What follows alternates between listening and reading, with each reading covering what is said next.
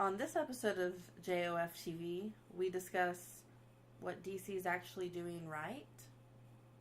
Is that right? I think so. Weird. Stay tuned.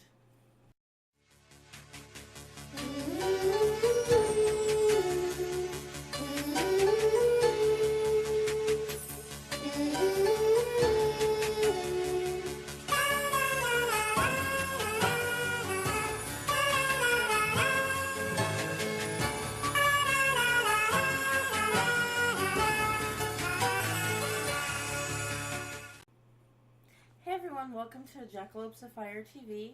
I'm your host Cilla, and with me is Chuck. Woo! Is that too much? A little bit. A little bit too much. We're back again. As we mentioned in the last episode about Marvel, we do have a lot of DC to talk about. Yes, a little too much to try and put them both in one episode. DC's done something right. It's amazing. The world's ending. Yes, it's completely flipped. Marvel fucked up. DC fucked down? Fuck, I don't know. DC's doing it right. For once, I'm still cautiously optimistic because... I like that. Cautiously optimistic. what we're talking about here is Rebirth. Right. And there's one issue. Right. We're only one issue in. So... And in case you've been living under a rock, let's tell you what Rebirth is really quick. It is a reboot. I don't care what the fuck they say. It's a reboot. It's not a retcon. reboot. Yeah, whatever. It's totally a reboot. DC Comics is going back and changing their universe yet again. This one is going to be, it looks like it's planned out a little better. It's going to be kind of spearheaded by a specific creative team, and that creative team is going to guide at least the early stages of all the new books that are going to spin out from the Rebirth event. So this is a major event. It is going to do some retconning and some rebooting, but not the reason they're not calling it a reboot is because it's not really starting anybody over. Right. It's actually looks like it's going to be restoring, repairing. Right. I like the term repairing. I like the repair concept. So this is it's yet another Rebirth thing, and this term has been used by DC a couple of times with both Hal Jordan and Barry Allen. Thank you. Woo, spaced. Barry Allen. Both of them got their own special Rebirth books, and then that led into them returning to their hero status in the DCU, and both of those were spearheaded by Jeff Johns, and he's the one that's really leading the charge on Rebirth as well. And it looks like it's going to be pretty cool. The thing that impresses me most... Hang on, before we say that, and I want to say right now, this episode, like many of our episodes, will be heavily laden with spoilers, as much as we currently know. So if you haven't yet read Rebirth and don't know exactly what's going on, pause, go read it, come back. We'll wait. Welcome back. So, no, the thing that impresses me most is that DC has actually more or less admitted that New 52 didn't work. Right. They didn't actually say it was a mistake. Right. But as close as you're going to get. It's as close as you're going to get to admitting fault. And I like, I will say this, it's my favorite bit of the entire Rebirth #1 was Wally saying, and we'll come to that in a minute, Wally saying that Flashpoint didn't change the universe. Someone else did. So I like that kind of, it's almost like they're trying to say we were going to do this all along. Surprise! No, fuck you. You're trying to fix your shit. It was an emotional issue. Very, very emotional issue. There were 2 points in the issue that I teared up a little. One was seeing the real Wally again. Yes. Welcome back to the real Wally West. And 2 was where Wally makes the comment, I was worse than dead. I was forgotten. Right.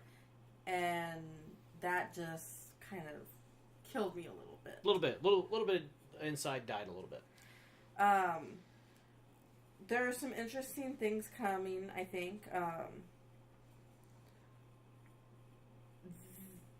I won't even say it's the thing I'm most interested in, because there's so much to Rebirth that I'm interested to see what they do. One of those things is, it appears we're going to have 2 Wallies. That is what it looks like. It looks like... So, for those of you that aren't keeping up and don't care to go read it and are okay with spoilers, or you've already read it, let's rock and roll. So, the whole story, the entire first issue, is told from Wally's perspective.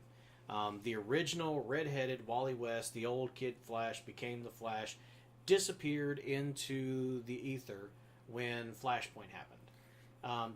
The Wally West we all know and love. Right. And so Wally was essentially removed from the collective consciousness. Somebody came along and took out what totals out to be about 10 years of history. And it has completely changed everything that happened because of those events not happening and just being completely erased. And somebody has been playing with the timeline. And so it ended up Wally, because he's a time traveler, because of his connection to the Speed Force, he didn't just fade away. He got pulled into the Speed Force and is fighting to save his soul, to not lose himself in the Speed Force, because he even says that when a speedster doesn't really die, a speedster gets rejoins the Speed Force and becomes part of the Speed Force and fuels future speedsters, and that's kind of a cool concept. It's almost like the concept of the Force in Star Wars, but. So Wally is slowly becoming part of the Speed Force, and he's trying his hardest to hold on to what is left of him. So he spends the issue jumping from person to person to try and make a connection and try to get them to remember him, because if they can remember him, then he can be pulled back, and then he can help restore everything. And I was really hoping that Linda would be the one to remember. Well, okay, I kind of get that, but it makes more sense for it to be Barry. No, and I'll explain why. That's the 3rd time that I almost cried when Barry says, "How could I ever forget you?" Yeah, exactly. That one got to me a little bit too. So Wally, his first step is Bruce as Batman, and which makes sense because let's face it, it's Batman. Right, and let's face it, when Barry went through the Flashpoint event, the first place he went was to Bruce. Because if anybody, Bruce will help me. Of course, we find out in Flashpoint it's not Bruce, it's Thomas. That's a whole other story. So Wally seeks out Bruce and connects briefly and passes on a message. But of course, Bruce unfortunately doesn't remember him, and they don't get to save Wally quite so fast. And then he goes to the next person, which is Johnny Thunder. Then he connects to the new Wally. Or was that before or after Linda? It doesn't matter. Before. He connects to the new Wally, who is at least I like the way they wrote this part. They are both legitimate. They are each the son of a different brother of Iris. Iris West had 2 brothers. Each of them had a son. Each of them named their son Wallace West, whatever, the 3rd or whatever, because they're named after a grandfather. So that's why there are 2 Wally Wests. They are both Iris's nephews. So I kind of like that. I actually do. And apparently this Wally, now I don't know about this part, this Wally has also been touched by the Speed Force and is destined to be a speedster, and we see that a little bit when he saves the life of a little girl. And so, he jumps to Linda Park, the love of his life, who unfortunately has never met him, and so she doesn't know him. The connection's not there, unfortunately. Now, I want to stop there for a moment about the Wally and Linda thing. I saw a comment on the issue of that particular part saying because Linda's not the one that saves him, they're evidently not soulmates. I don't think that's true. I don't buy that, because the whole point is I don't remember you. And again, I'm going to get to why Barry saving him makes more sense. Right, but I don't think that Linda not remembering says anything about the relationship or their destiny to be together. Right, I disagree with that entirely. I think that they are very much destined to be together. And I think with Wally back, the first thing he's going to do, in all likelihood, is try to reintroduce himself to Linda. Yeah. Or hopefully the timeline will fix itself and he won't have to. It'll right. just be there naturally. So anyway, so he's bouncing. And he finally lands on what he feels is this pull back to the Speed Force. And he understands, okay, this is it. I'm gone. And naturally, the last person it's going to pull him to is the one person who has the strongest connection to the Speed Force, and that's Barry. And so he gets pulled to Barry, and at this point, he has given up. He knows he's dead. He knows that he will lose himself to the Speed Force, and he has accepted it. And he's okay with it. But because it brought him to Barry, he gets the opportunity to tell Barry, thank you. You meant so much to me, and I just want to say thank you. You don't know me, but thank you. And Barry at first doesn't recognize him, and of course that isn't helping things any. And at the last possible moment, I mean, you see Wally disintegrating into the Speed Force. And at the last possible moment, Barry clicks. And he goes, Wally. Grabs him, pulls him out of the Speed Force. Wally West is back and ready to run. And that is what sets up the events of Rebirth. Wally gets it. He knows something's wrong. And he's going to be the catalyst that fixes the whole thing. And I like that, because Barry is the catalyst that broke it. Mm-hmm. Wally's the catalyst that's going to fix it. I like that. Because many have said that Wally was a better Flash. And I don't know that he was a better Flash, but he was certainly a different Flash. Yes. He was a little more happy-go-lucky.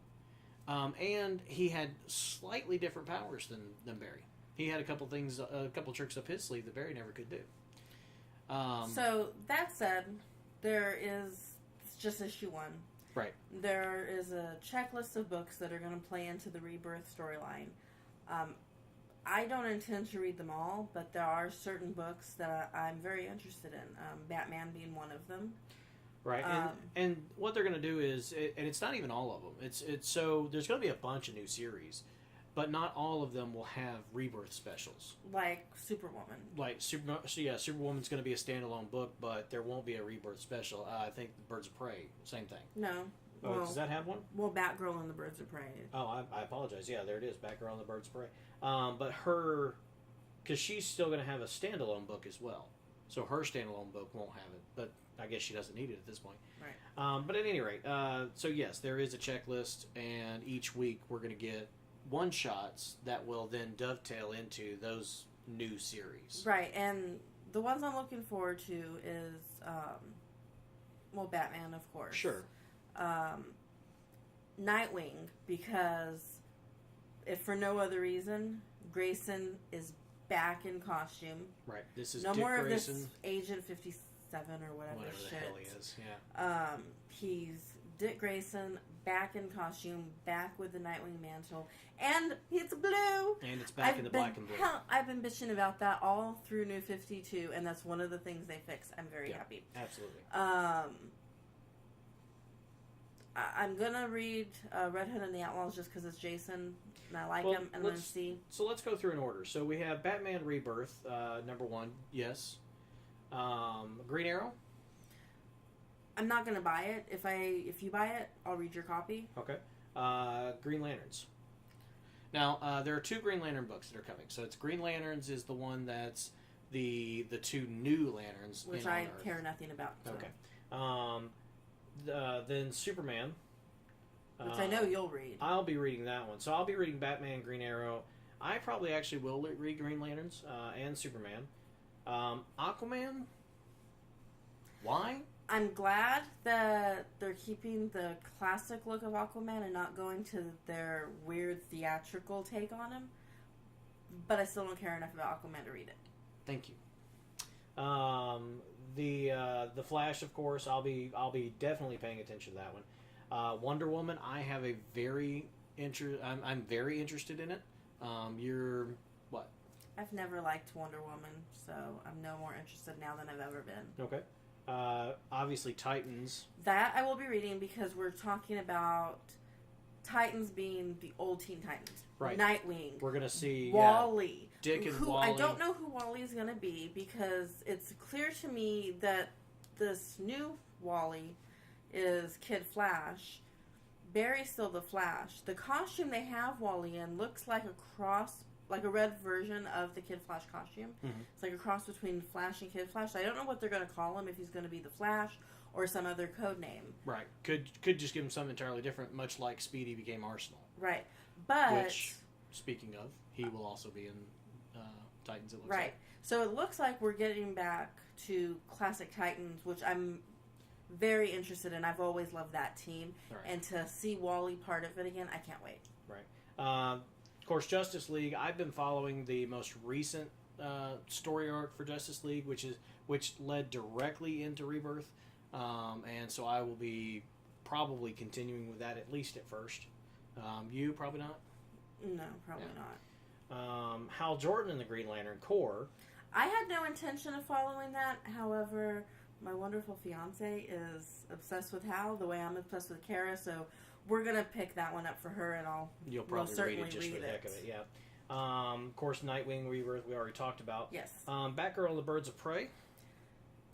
This is one of those, I want to bitch about this for just a moment. As long as Barbara is in that costume, I will not read a book that she is in. Okay.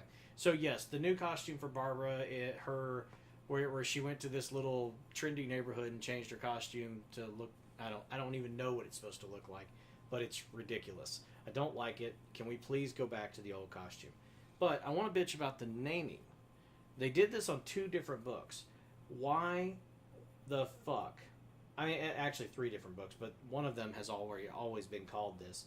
Hal Jordan and the Green Lantern Corps. I don't think that's necessary. Just call it the Green Lantern Corps. Same thing with the Birds of Prey. I don't need to know that it's Batgirl and the Birds of Prey. Just call it Birds of Prey. Red Hood and the Outlaws I can be forgiving about because it's always been Batman and the Outlaws, Nightwing and the Outlaws, and now Red Hood and the Outlaws. It's always been that. Yeah. So that's always kind of worked for me because it made sense. I agree with you, and I think one of the things they should have fixed with Rebirth is making Barbara Oracle again and putting Steph back in Batgirl costume. I agree with that. That said, I'm just glad that we're not losing Steph again. Yes, we are definitely keeping spoiler. We're definitely keeping Stephanie, and she will be spoiler. So, that's cool. Yeah, I wish they were fixing that particular thing because Barbara was better as Oracle. They've turned her into a moron. Yeah, well. I'm hoping they at least restore her intelligence. I'm not holding my breath. They seem to like having her as a dumb redhead. Well, but based on the first arc that they're going to be showing, which is somebody has stolen the Oracle identity, that sort of suggests that they're coming back to that. And so we may be seeing Barbara being bright again, but also staying on the streets. And I hope at the end of it she retires. So the next one is the Hellblazer, which is John Constantine. And I really do think that the only reason they're giving him his Rebirth special is because he's going to set up all of the mystical Rebirth. Because it's going to be Constantine, Swamp Thing, of course, Zatanna, all the magician type stuff will be directly tied to Hellblazer. Probably. And so he's going to be kicking that off. Red Hood and the Outlaws?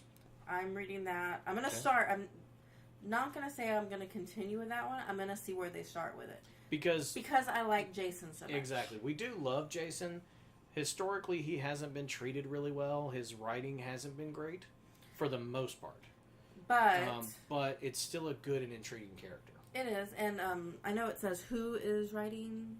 It says Scott Lobdell. He's good with Jay. Yeah. So I'm hoping there'll be a good book. I'm curious if it's going to be the same Outlaws. Is it still going to be Arsenal and Starfire? I get the impression no. I get the impression it's a new team.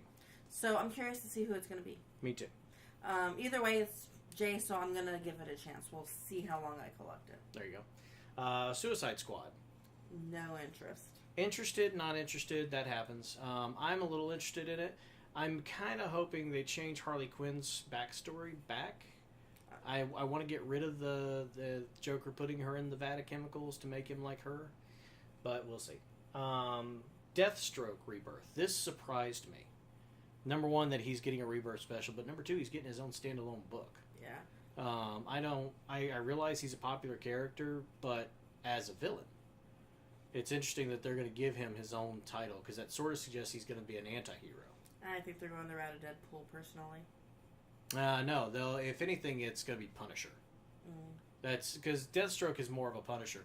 Deadpool, while he was created to be a carbon copy of Deathstroke, he has become a parody of Deathstroke. Yeah. And in fact, DC introduced I forget his name, but they introduced a parody of Deadpool in the Harley Quinn book. Oh. And I forget what its actual name is, but it's actually pretty funny. That's interesting.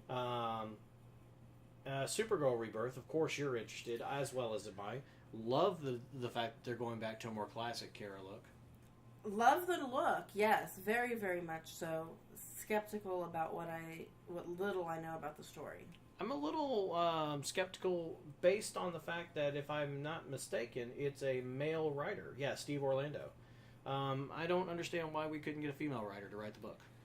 I don't know if I am going to like the direction they're taking Kara. It looks as though they're making her an adult, like the TV show, as opposed to an older teenager, like she's classically been. I'm a little bit nervous about what they're going to do with Kara, but that said, I figure it can't possibly be much worse than what they did with New 52 Kara, because that was pretty bad. That was pretty bad. Where are we? That was Supergirl. Blue Beetle Rebirth. I'm on the fence about this one. You're probably not interested in it at all. I'm interested in the story, not necessarily the book. Yeah.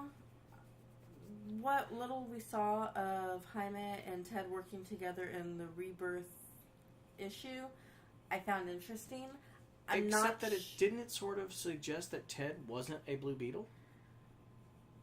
I didn't get that impression. I felt like... Retired, maybe. Well, but the bug was Ted's, vehicle. And it's suggesting that it really is suggesting, and I think it's because of the time change, that Jaime is the Blue Beetle. Ted is just a bright person who's working with Jaime. Maybe.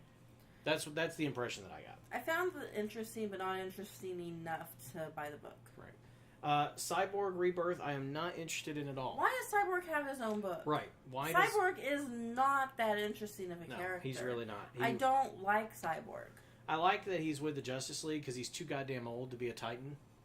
Because he's always been considerably older than the rest of the Titans. I don't see a purpose for Cyborg anyway. He's really a pointless character. Yeah, well. Speaking of the Titans, not only is there a Titans Rebirth, but there is a Teen Titans Rebirth. Okay, give me a moment on this one. Okay. Damien's going to lead up this team. Makes sense. Whether they like it or not. Right. It makes sense. He's Robin. Robin has traditionally been the leader of the Teen Titans. Correct. But in order to do this, because it is Teen Titans, they're aging Damien to 13. This throws off the Robin timeline even more than it's ever been. Well, okay, but again, we are missing years, and the concept is some of that's going to be restored. So aging Damien is probably not going to be a bad thing. I hope so. Because what we have to accept is that years were missing, years have been added back. This is the way it is now, and just move on. Yeah. See, my first thought was, oh god, they're going to fuck up the Robin timeline more, because the Robin timeline is the single most fucked up part of the timeline in the DC continuity. It really is pretty bad. So I don't know, but yeah, Damien's going to be 13 instead of 10. Right. And then the one that makes me go, oh, what? Batman Beyond Rebirth. I was confused too. And I get that whatever happens in our current timeline is going to affect the future. 25 years, 30 years, whatever it's supposed to be down the road. But I don't think that it needs a Rebirth special. Just launch the book when all the dust settles. Yeah. Yeah, I felt the same way. What is surprising, to me at least, and I think that it's because of the way they're doing this, is that there is no Detective Comics Rebirth. There is no Action Comics Rebirth. Batman has his Rebirth, and I assume that that's going to dovetail into both his main Batman book and Detective Comics. I'm sure. Same thing with Superman. Action Comics, Superman, whatever. That's all going to spin out of Superman Rebirth. But it is a little surprising that they didn't get, especially those two books, they didn't get their own Rebirth specials, because those are the iconic books of the company. But on the other hand, they are going back to the classic numbering, and I love that. They will skip the numbers because there were 52 issues of Action Comics and Detective Comics that ran during the new 52. Shocker. That does make you think this was planned all along. It feels like it, except that they probably just went, okay, if we're going to do this, let's do it at 52. Because, like, Justice League only got to 50 before they restarted. Or before Rebirth happens. So, yes, they are going to go back to the classic numbering. You'll just have 52 issues missing. And those were the 52 issues that happened during that does feel a the little bit planned post-Flashpoint. out, though. It feels like it, but I think it was just they went, we're going to do this, and that way they'll think we really were planning this the whole time. I really do. I really do think that's... Is it coincidental? It's completely... Not coincidental. It's planned that way, but not until much later. Oh. It's not like 52 issues ago, which is 12, 24... It's over 4 years ago, almost 5.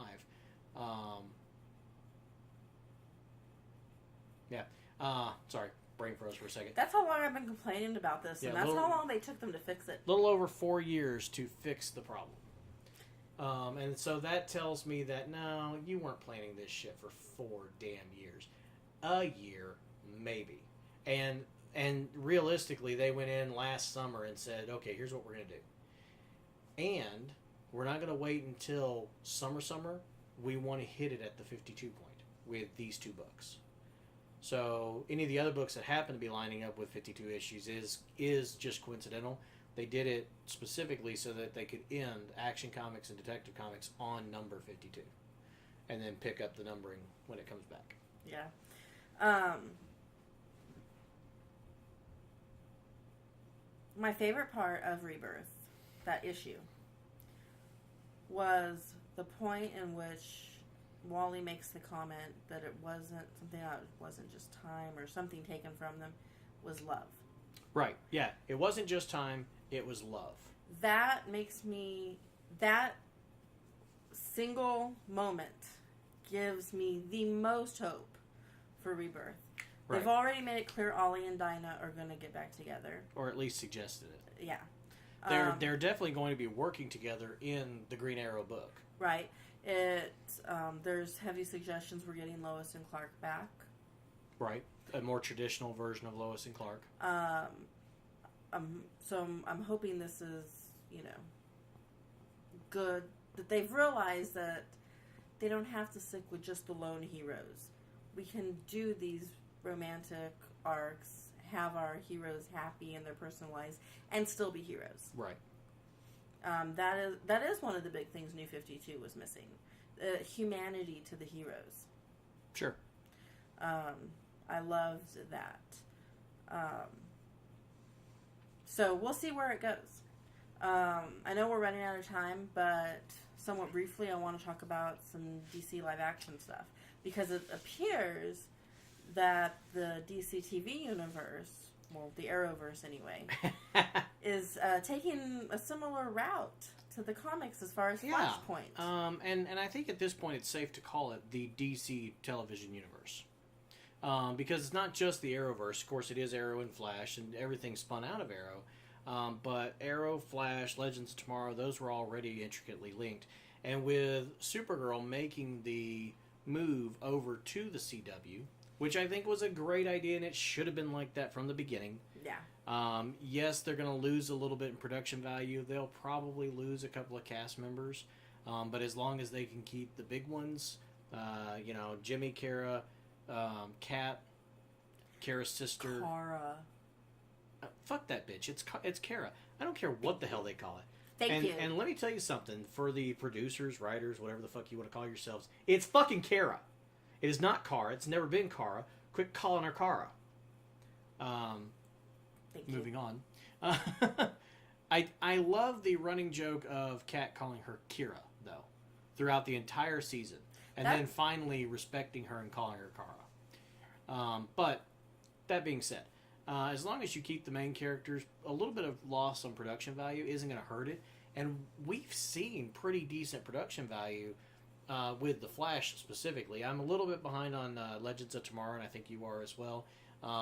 But the production value of The Flash all the way through the finale, this season's finale, has been really good. I'm not worried about the production value. So, yeah, I'm not sweating that at all. And them setting up the 4-part episode that's going to tie into all 4 shows is awesome. And then seeing the event that caused Flashpoint on screen suggests that they're going to merge the 2 universes. It does sort of suggest that that's how they're going to pull that off, that the Girl of Steel and Scarlet Speedster will be in the same universe, and of course Ollie and all them, to allow them to do crossovers a little bit more, or at least mention them. Yeah.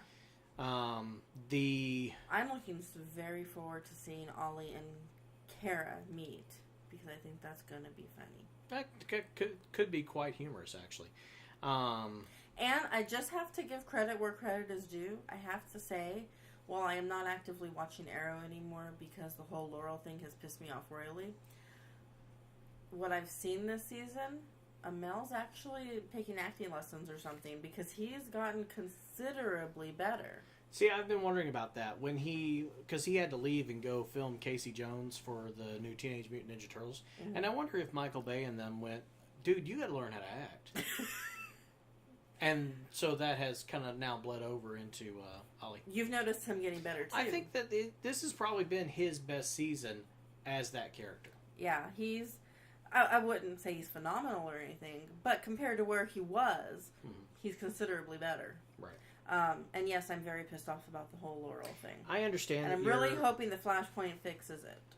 Right. And I do understand that you're mad about it. And because of what was set up, I am also hopeful that this is not a permanent thing, that Katie will be back pretty quickly. I could even see them, if I were writing it, I would set up a year-long story where Katie, where Laurel doesn't show back up until the very tail end of next year. But we see clues about her throughout, and even we as the audience see her, but Ollie and them only have clues that they follow. I think what pisses me off most about it is that they're talking like this is a permanent thing. They're absolutely talking like it's a permanent thing. And yet, Sarah's death wasn't permanent, and she's not supposed to be there. She shouldn't even fucking exist. Exactly. I understand that. Now, for the most part, I like what they did with Sarah. Oh, don't get me wrong. I like Sarah much more on Legends as White Canary than I ever did as Black Canary. Right. She seems to have learned to act too. But killing Laurel and resurrecting Sarah pisses me off, because Sarah should never have existed. Right. And Laurel's supposed to be the Black Canary. That seems like obviously not in... Especially to have done that in the same season. It seems like a slap in the face to comic fans. Yeah, to the fans that started watching the show because they're fans of Ollie and Dinah in the books. Yeah. See, that would be like Smallville killing off Lois. Right. And I always hated that they were calling her Laurel to begin with. It drove me nuts. And I understand that it was because it's a way of the producers to go, this is our thing. This is something new. And let's face it, having a mother and a daughter named Dinah would have been a little confusing. And I did like the fact that they kept her mother as named Dinah. Right. Which is the only reason I accepted the Laurel thing. Right. But it was very clear she was Dinah Laurel Lance. Yeah. She's not supposed to die. She's not supposed to die. Again, we'll see what happens. So, yeah, I'm hoping Flashpoint fixes that. I know they're playing it right now like it's permanent, and it may very well be. And if that's the case, I won't be watching Arrow anymore except for crossover events. I'm going to continue with Arrow because while I love Laurel, Felicity is my girl. I like Felicity, don't get me wrong, but... Although I wish they kept her in the chair a little longer. Ollie and Dinah. Laurel. The subtle references to her being Oracle were just a little too funny. They should have kept her in the chair a little longer. So anyway, yeah. One thing I will say, speaking of live action DC, is I'm not going to dwell on this too long. Is the disappointment of the DC movie universe? I called it. Right. We knew going in that there was going to be a lot of issues with Batman vs Superman, and it turns out we were completely right. I knew there were some shining stars. I knew going in that Zack Snyder never should have been the head of it. Never. He should not have had his hands on the Superman IP at all. He did fine with Batman. If he had done just a Batman movie, I wouldn't be nearly as upset. Well, he tried to make Superman into Batman, essentially. A little bit, yeah. And he doesn't understand... I feel like he doesn't understand the DC universe. Right. And there are some key failures in Batman vs Superman, and we may come back and talk about that in a later episode, but I don't want to dwell on it too much. No, but it's so much so they've gone back and reshot parts of Suicide Squad to add more humor. Right, to liven it up a little bit, to make it work better with the fans. Which makes me feel like it's going to feel forced. Unfortunately. I am going to see Suicide Squad. I'm looking forward to that. I'm still on the fence about that. Right. And here's what I wanted to bring up. And again, we're not going to dwell too long on this. We'll probably talk about the DC movie universe in detail closer to Suicide Squad. Probably. Yeah. But because of the fallout from Batman vs. Superman Dawn of Justice, Warner Brothers did bring in 2 individuals to head up the DC movie branch, for lack of a better term, of the company. And it's Jeff Johns, who is the mastermind behind all the different Rebirth stuff, including Flashpoint. So he's got some blemishes. Okay, he ain't perfect. Yeah, Brightest Day, Blackest Night. Blackest Night was amazing. Brightest Day was Swamp Thing. Anyway, but he's also going to be assisted by John Berg. The 2 of them are going to work together to lead the movie franchises that DC is using. And I think that's a good idea, to have one person, well, 2 people in this case, at the top going, okay, y'all need to get your shit together because you don't match what these guys are doing. And it's not Zack Snyder, which is even better. Exactly. It's not Zack Snyder leading the charge, which originally it was going to be. It was all going to be based on him. And I think they've realized that he doesn't know what he's doing. Right. He's got his place in the world. And again, as a Batman movie, Batman vs. Superman would have succeeded. It's the Superman part of it that actually makes the majority of that movie fail. Which is the part that worries me. Is it too late to fix Superman? We shall see. And again, we're going to get into that deeper at a later time because we are running out of time. But I just wanted to bring up that that's something that has happened recently, and it is because of the relatively negative feedback that Batman vs. Superman got. So while Marvel is still knocking it out of the park in the movies, DC is still sucking wind in movies. DC is doing okay with TV, your issues with Arrow notwithstanding. And they're not just yours. There's a lot of people that are upset by it. But for the most part, DC is succeeding with the TV side. Marvel's TV side, they're succeeding mostly because they're keeping it tied to the bigger movie universe. Oh, yeah, the movie universe is the fact that they didn't holds that together. Yeah, exactly. The fact that they did not separate them. And I think is working in their favor. And I think DC would have had an easier time transitioning to the big screen if they had made it one universe. Yes, one big universe. Leave your small... Well, Marvel does this. They have some of their heroes on the small screen, like Daredevil. But some of them are on the big screen, like Iron Man. Right. So have Superman and Batman on the big screen, but have them tie into... Right. When you do that inevitable Justice League movie, have Al vary. Use Amel. Bring in Supergirl to the Superman movie. Right. Tie it all together. I think they'd have had better luck doing that. They would have. And, but hindsight.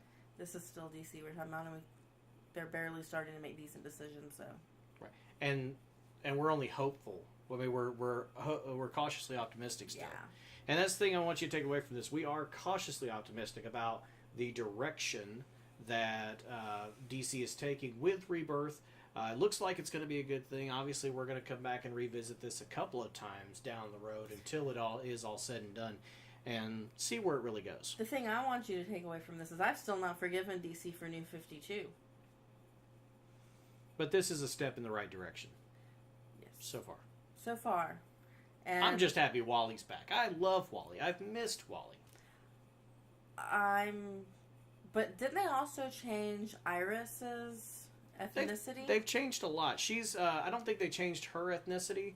It's Wally's, it's the other Wally. His mother is, like, African-American. So they haven't changed Iris? I'd have to go double check. Because I thought with the TV show they ended up changing I don't both think they of them. actually did that. Okay. I think it is an African-American Wally, but he's half black. Oh, okay. I'll have to look into that.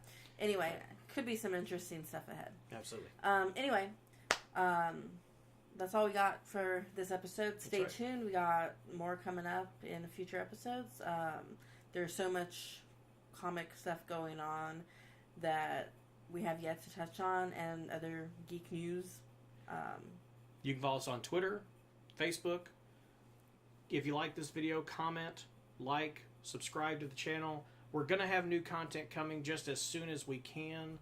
It is going to be a little sporadic at first, but we are coming back. Yes. And we appreciate y'all watching this video and keeping track of the Jackalopes of Fire. And links to our social media will be down in the description. Yes. Thank you for watching, and we'll see you next time.